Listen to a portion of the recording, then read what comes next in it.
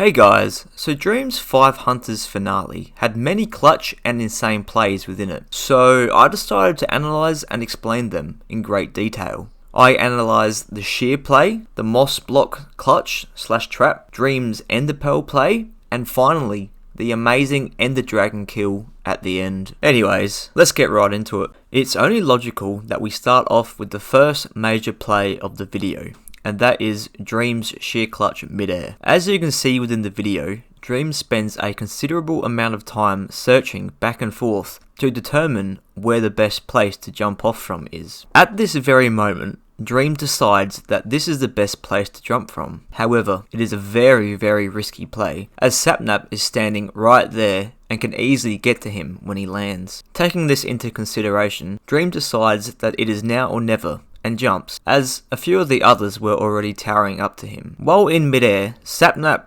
clutches up and actually bone mills a sapling, blocking Dream's descent into the water. Despite all of this, Dream recognises what Sapnap had done just in time and uses his insane reaction speed to switch to the shears and time it perfectly to mine straight through the leaf block and land safely into the water. Now, this play gets even more impressive because if Dream did not move to the part of the tree that only had one leaf block to break, he would have fell to his death, as there is no way you can break more than one block falling that quickly. It's honestly just amazing what he did. Next up is the moss block play. Moss blocks were introduced recently within the 1.17 update and were honestly not known to be that useful until now. Moss blocks, if bone milled, expand their surface area and replace any block around it into moss, meaning that the blocks surrounding it are now a lot quicker to break. As you can see here within Dream's video, he is setting up the play by having lava run under the top layer of the block and replaces a few of the top layers with the moss. Now, within this play, the ender portal is more important than you may think, as when he is being chased by everyone, they would have just assumed he was running in that direction to go into the portal. Then, when he didn't, they just assumed he was running into a dead end. However, in reality, he is of course running towards the moss blocks to trap them in lava. Once Dream has ran over the moss blocks, he quickly switches to the bone mill and uses it on the moss to expand the moss blocks. Once this has been done, he switches to his diamond hoe to mine all the moss they are standing on to make them fall into the lava and die. He switched to his diamond hoe as a hoe mines moss blocks considerably quicker than everything else, including fists. Moving on to the enderpearl play.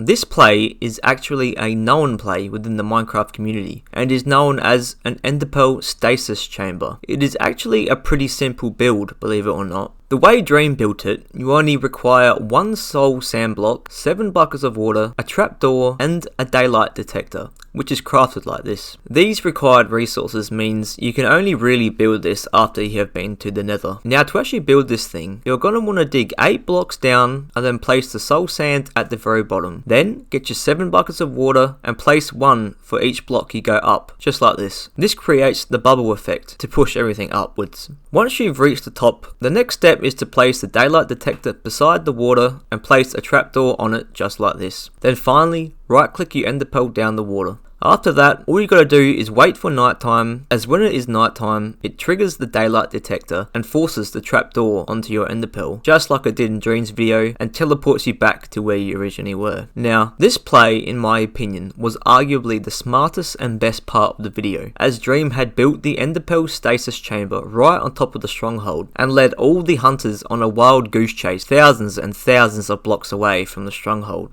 only for him to teleport straight back on top of it when it turned nighttime, ultimately buying him plenty of time to get ready and set up his insane ender dragon play. Speaking of the ender dragon play, this was an insane one, and is almost, if not equally, as smart as the enderpearl stasis chamber play. Awesamdude touches on the mechanics of this play within Dream's extra scenes video on his second channel. If you want to check that out, the link will be in the description, but I'll summarise his points here. The way Dream was able to kill the ender dragon by using a block of obsidian and some water was that there is a mechanic within the perching of the dragon that if you place water on a block of obsidian directly over where the dragon usually perches, it attempts to perch at the highest point, making it trapped and forces it to go back and forth, as seen here within Dream's vid. Then you can just easily shoot it to death with arrows, just as Dream did as well. Another reason why this method of killing the Ender Dragon is so OP is because you don't even have to destroy the crystals that restore the dragon's health. They just don't activate when doing this method. The hunters really stood no chance once the dragon had perched, as it was blocking their route up. The best chance they had of killing him was when Sapnap used a boat to get over to him and put him down to about half a heart, but sadly for them it wasn't enough, and Dream obviously killed the dragon to take out the win, which is honestly no surprise anymore. If you want to see more videos like this, please comment below. Anyways, I'm out. See ya.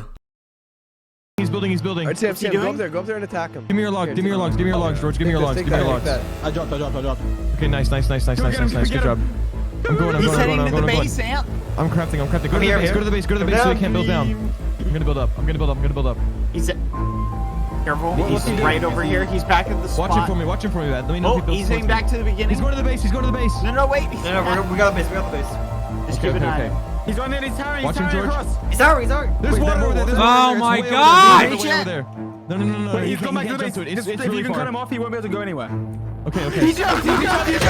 Oh! What? He's in the water. I gotta dig down. I have to dig down. Get up. He like broke through the leaves. Let him I'm get the one here. You've been in it for so long. Oh Oh my gosh. Guys, put the door We against can't the move wall. the door. There's 4 people standing in one door. Oh, I'm making another door. Hold on. Everyone shift. We're right on top of them. I don't know why I'm whispering. Hey, Dream, we're right on top of you. Wait, his name tag's right there. He's right here. Get him. Swing it in. We got him. Get him. He has nowhere to go. It's a dead end. I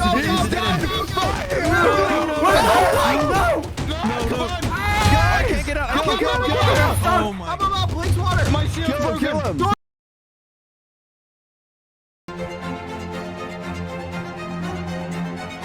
Eat this spider eye, bad. Eat the spider eye.